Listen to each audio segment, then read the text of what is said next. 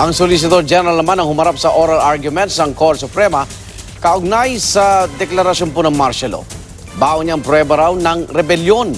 Saksi si Lia Manyalak del Castillo. ISIS flag na nakuha raw ng mga sundalo sa Marawi noong May 23 ang gulpe de gulat daw ng Solicitor General sa Korte Suprema. This flag is the symbol of rebellion. Pangontra yan sa giit ng mga petitioner na walang factual basis ang rebelyon na batayan ng gobyerno ng idineklarang martial law sa Mindanao. Pero mismong si Associate Justice Marvic Leonen ang nag-translate ng mga titik sa watawat na ang ibig sabihin pala ay si Allah ang Diyos at si Muhammad ang propeta. Kahit daw hindi ISIS, pwedeng gumamit nito. It can be possible that one is simply pretending to be ISIS. Pinaalala naman ni Associate Justice Benjamin Caguiwa ang pahayag ng AFP bago ang martial law sa Mindanao na walang ISIS sa bansa at under control nila ang sitwasyon sa Marawi. Hindi raw ito alam ng Solgen at kung totoo man daw ay baka saywar lang ito. Habang si Senior Associate Justice Antonio Carpio tinanong kung iba ba kung may martial law kesa kung inutusan lang ng Pangulo ang AFP na puksain ang terorismo.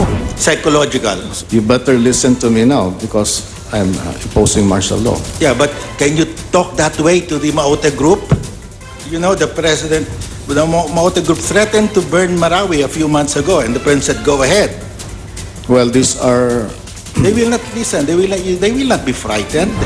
Kabilang din sa mga natalakay ang laman ng General Order No. 1 sa ilalim ng martial law na nagsasabing pwedeng arestuhin kahit walang arrest warrant basta't sangkot sa lawless violence. Pinunayan ni Leonen dahil posibleng labag daw sa konstitusyon.